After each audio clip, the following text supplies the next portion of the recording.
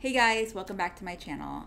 So I know it's been like a year now, maybe over a year, since I got in front of the camera to speak to you guys, and I'm kind of blown away because in my absence, I think like 75 of you guys subscribed to me, and I don't know why. I haven't recorded anything in a while, and I have good reason for that. I won't get into it now, maybe I will at some time in the future, but thank you so much for coming on and supporting me and subscribing despite the fact that I wasn't even around. And this video, as stated in the title, is about slow processing speed because I did get a lot of comments from you guys talking about how you can relate, and I got a few messages, very sweet messages from some of you talking about your issues and reaching out to me, and it's amazing. And I just feel so grateful. I feel supported, and I'm so glad that I can spread the message and have other people understand and have other people who are going through it not feel alone. But yeah, I just want to do a follow-up video and answer some of the questions that I got and to address some of the concerns you guys may have. So a lot of people think that slow processing speed is a disability. It's not actually a disability. It's just a different way that our mind processes information.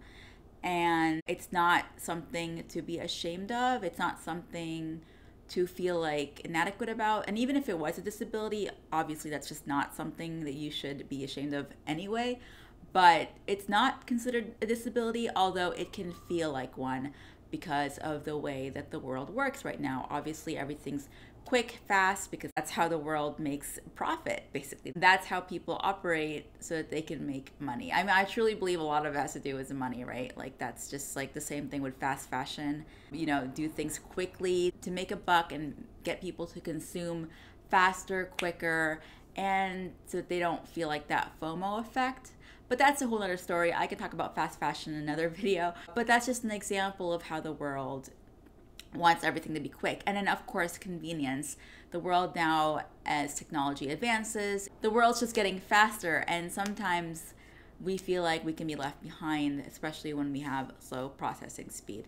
But like I said, not a disability. So throw that out the window. You don't have to feel like you have some kind of mental problem, mental disorder, or anything of that nature.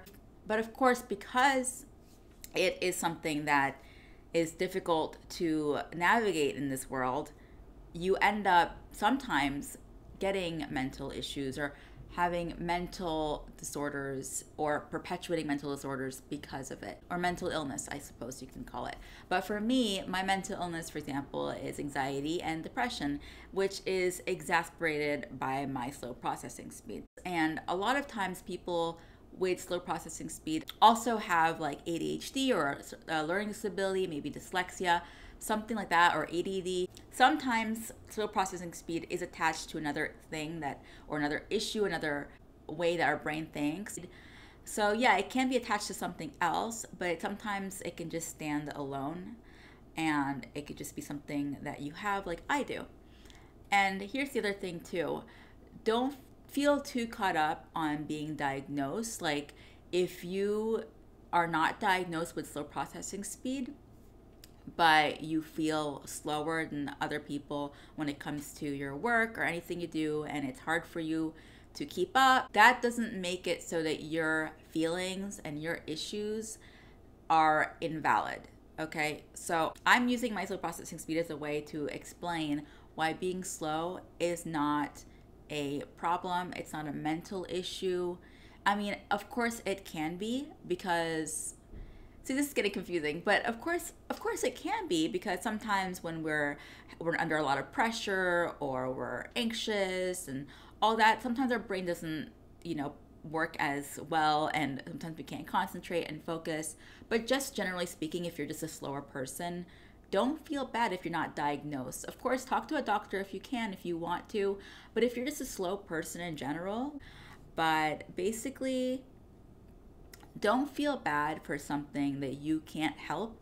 Just try your best. Do you know what I mean? That's really the point. It's like, if you're trying your best and that's all you can do, it's all you can control. You can control what you do. And if that's all you can do, then that's all you can do. And accept yourself for that, no matter what other people may think. It's not your problem what they think. You know, you work on you, and that's really the point of this, whether it's slow processing speed or something else, okay? The other thing I want to mention that's really important is slow processing speed doesn't mean that you can't do a lot of other work. And it doesn't even mean that you can't be fast at certain things. There are certain things that I'm very good at that comes naturally to me or that I've already mastered that I'm able to do pretty quickly. Like, I'm great at cooking. I can whip up a meal in like 15 minutes for dinner and I'm good to go. And there's just a lot of different things. Like, I'm really good at Illustrator for CAD. I've studied it and I've done it enough times that I'm able to keep up and I can do the work. So don't think that just because you have slow processing speed, that means you're not able to be fast at anything.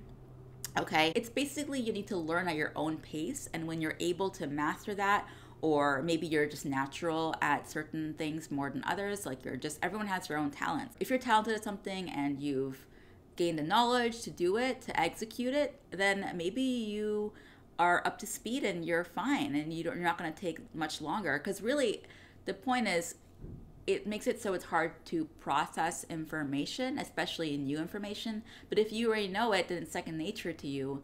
It's not necessarily a problem for you. Does that make sense?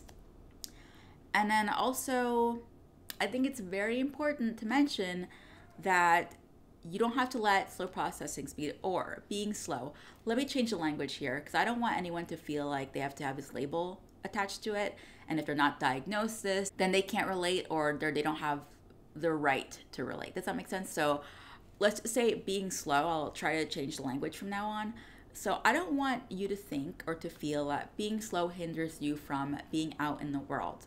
It can be harder, yes, but actually being slow and thinking more carefully and taking a little bit longer to process and to learn things can be a good thing. And a lot of times it's actually required in different jobs, in different areas in the workforce. For example, if you are a researcher, that's excellent because you're going to take the time to learn information. You're going to slow it down and break it down. You're not going to be doing something impulsively. You're going to be careful and you're going to make sure what you're doing is correct, accurate, and precise. So that's a good thing. People need that, especially something in like medicine, for example. You don't want to half-ass it. You want to really be there and scrutinize everything you're learning, and you want to really take your time, right? So don't feel like just because you are slower when it comes to learning things or doing things, you can't execute or that you're not able to live life as normal, okay? So yeah, being slow can be wonderful. And sometimes we really need that balance, okay? It's like the tortoise and the hare. You need that balance. Sometimes you need to be the hare, although he did lose. But the point is, you need people to be quick, of course, right? Because there's sometimes things that need to be done and it just needs to be done right then and there, especially for like emergencies and stuff like that. But then sometimes you really need someone to take their time. Like I mentioned about the research, like a brain surgeon. You can't just like get in there with a knife and do it really quickly. You got to really think it through. You really got to study the material and make sure it's absorbed and it's absorbed correctly and that you're concise. That's it. So that's my follow-up video. I hope it encourages you to not be down on yourself and to get out there and just live your life. I hope it quells any disparaging thoughts that you may have regarding being slow. And hopefully if you're not someone who is slow, maybe you'll understand why some people just take a little bit longer to learn certain things. And, oh gosh, I should really reiterate this. It does not mean you're stupid. I mentioned this in my last video, but I'm going to mention it again. It has nothing to do with your intelligence, with your IQ level, or anything of that nature. Not that an IQ level even really matters, because that's really just a bunch of white men in the 50s who created that metric. Really, the point is, it has nothing to do with how smart you are, okay? And don't let anyone ever tell you otherwise. It literally has nothing to do with that. It's unrelated. So yeah, I hope, again, that helps. And I will talk to you next time. I'm really hoping that this time around I'm going to keep this consistent and make a video every week. Sorry, it's been crazy. Again, I really appreciate all the new people here. And yeah, have a good one. Bye.